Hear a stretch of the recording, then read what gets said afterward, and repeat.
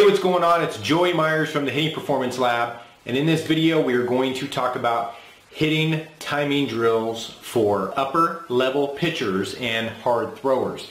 In this video I'm going to give you quite a few different things that you can use to combat upper level pitchers or harder throwers. Some of the things we'll talk about are, one, there's a story that I heard about Barry Bonds using a pitching machine.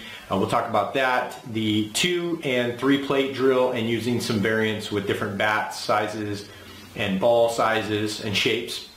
And then we're going to talk about developing a hunting approach or a plate discipline approach at the plate.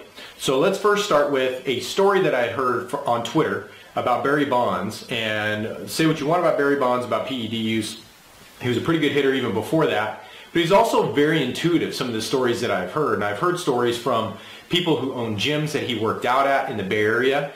And he had conversations with Barry Bonds, saw some of the things that he was doing in the gym, hit with wiffle balls and things like that, with colored balls and little balls and things that were being done that weren't being done quite as much back in the day. Well, there was another story that I'd heard that what he would do is he would crank the pitching machine up as high as possible. This is a great strategy for harder throwers. So if you are, say, whether it's Little League and 65, 70 miles an hour is hard throwing, that's above average velocity, or whether you find yourself in high school and 80 to 85 is above average velocity. In college, maybe 90, 95 is above average velocity, or pro ball, you're talking 95 to 100 plus is above average velocity. If you want to hit above average velocity, you have to see above average velocity or faster. If anything, to see faster than what you're going to see. And a great approach that Barry Bonds used was he would crank the pitching machine up as high as you could. He would swing, say, from maybe 40 feet. And then he would, after every swing, he would take a step forward. Pitch again, he'd take a swing. He'd take another step forward. Swing, take another step forward. Swing, take another step forward, until he couldn't catch up to the ball. He was so close to the machine he couldn't catch up to the ball. That is a great strategy that you can use, and probably my preference for using that, although you probably don't have the money to go out and buy an Iron Mike pitching machine that's thousands of dollars, or any other maybe wheel-based pitching machine, might be a couple $100, $500, $600. Go out and get a max BP wiffle ball pitching machine. So you get a couple things that work there. You get the golf wiffle balls. So it's a small ball training, so you see small balls. You can also shrink your bat size diameters down, so more of like the hardest would be obviously a yellow wiffle ball bat that's really thin and narrow. And then using a regular bat obviously would be a little bit easier to hit those kind of balls. But doing that same thing, take a swing, take a step towards the machine. Take a swing, take a step forward towards the machine. Keep doing that until you can't catch up to the ball. The other thing that's great with the Max BP hitting machine, wiffle ball pitching machine, is that it can throw curves and things, depending on the model that you get. And they have models ranging in price anywhere from, I think, $300 all the way up to $500, depending on how fully loaded that you want it. But I think that's a great way, and it has a timing light, which is good. So it'll when a light turns on, it's like 3 seconds right after that the ball comes out. So it's not, the hitter's not guessing about when the ball's coming out. So that would be a great hitting aid for working that Barry Bonds drill.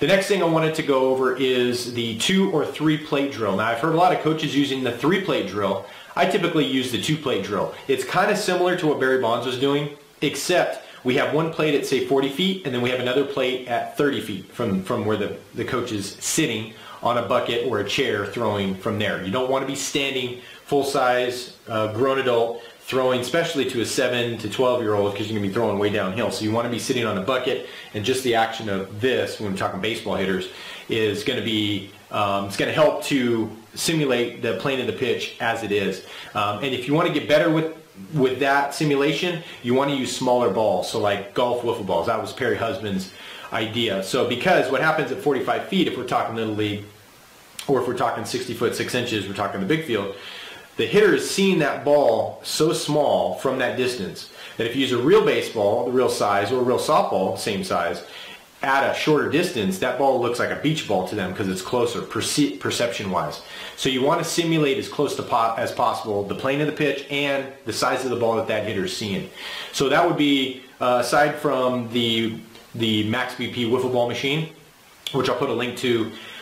If you're watching this on YouTube, below this video, there's going to be a link in the About section on the original blog post. That'll have more resources and things in that blog post. You can go there and there'll be a link to that. 2 and 3 plate drill. So I just use the 2 plate drill. You do the same for the 3 plate drill. You might do 40 feet, 35 feet, 30 feet maybe, and you would have them about 5 feet apart.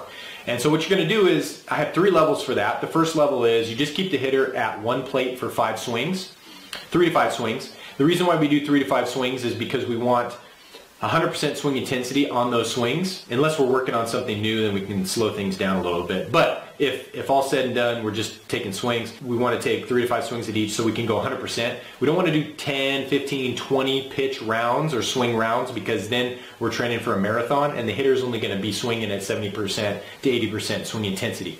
So we want to make sure that we're simulating game swing intensity, which is going to be at 100%. First level, easiest level, is swing at 5. Take 5 swing round, take a break, analyze that swing round. If you're working on something mechanically, say finger pressure, how did we do with finger pressure? Top 2 swings with using finger pressure the way we're supposed to, and maybe the bottom 1. The intermediate level would be switching plates every 2 swings. So usually I'll go up to 6 swings total, add a swing there, or you can go 4 swings so that you get even amount of swings at each plate. So you take 2 swings at one plate, 2 swings at the next plate, and then switch back to the first plate for 2 swings. And then make sure that if you do another round that you start on the plate you didn't start on before. So that's the intermediate level of the 2 plate drill, or the varied reaction live toss drill. The last one, the advanced one, would be switching plates every 2 pitches. So pitcher throws 2 pitches, hitter switches, even if they swing or not. So that's the beauty of that, is if you waste 2 pitches, like I often do when we do that, I do it on purpose sometimes I don't, and the hitter has to switch without even taking a swing. So we're messing with their timing there. Another thing that you can add in the mix, that drill is hard enough, but what you can do is you can have the hitter switching bat sizes and weights. So if you're doing heavy bat training, overload training, or underload training, you can have them switch bats or even lengths of bats and switch those out. You could also change the different balls, use different ball types. You can use baseballs, tennis balls, racquetballs, softballs, beach balls, different colors, different sizes, different textures, wiffle balls, different ways they fly through the air. That's another way. So a combination of the 2 plate drill, the switching bats, different size bats, sizes and weights, and the different balls.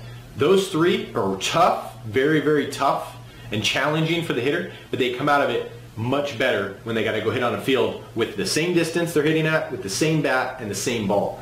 Makes it a lot easier for them to time during their training or for the game. The last thing I wanted to go over in this video was develop a hunting approach at the plate. Now, a couple things, and I'll link to a couple videos, a couple resources, blog posts that I've gone over about this. Original blog post, again, if you're watching this on YouTube, you can click the link directly below this video to go check those resources out. But one of them is, and I won't go over in this video, is the 2/3 in versus 2/3 away approach. Again, that'll be a link that you can go to, check out.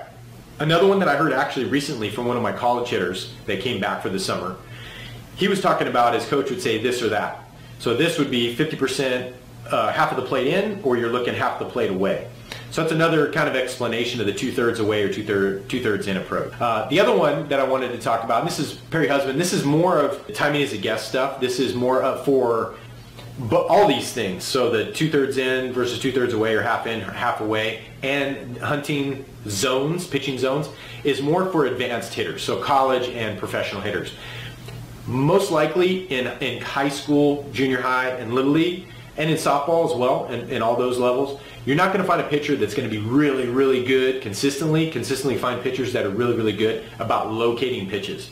A lot of times a pitcher knows where they want to throw it, but it doesn't always go there. It doesn't always end up there. So having a plan like this isn't really going to help you from high school on down. Of course, you're going to run into some pitchers that are going to be okay with that, which will end up playing college ball and pro ball. But consistently though, to be able to use this approach is going to be kind of tough. The next thing that you could work on hunting pitches is this idea of EV tunnels, effective velocity tunnels. So the idea that the ball is perceived faster to the hitter, the closer to the eyes it is to the hitter. Inside, up and in to a hitter, the ball may register off the gun 80 miles an hour, but up and in is actually 83, so +3. The ball low and away is going to register slower to the hitter because it's farther away from the hitter's eyes, so it's going to be a -3. So that 80 looks 77. So that's a 6 mile/hour differential on the timing. And what Perry says is that anything above a 6 makes it really difficult for the hitter to cover timing-wise. Okay, the farther apart those numbers get, the harder it is. So what a hitter has to do is hitter has to hunt that. So either it needs to hunt up and in, or he or she needs to hunt down, soft down and away. That's assuming the pitcher is using EV tunnels effectively. If they're not, then that actually does a hitter a favor and makes it easier for them timing-wise when we're talking about hitting timing drills. In this hitting timing drill strategy for upper level pitchers and hard throwers video, we went over the Barry Bonds style of taking a swing, take a step forward, closer to the pitching machine, take a swing, step forward, take a swing, step forward until you can't catch up to the ball. We went over the 2 or 3 plate drill.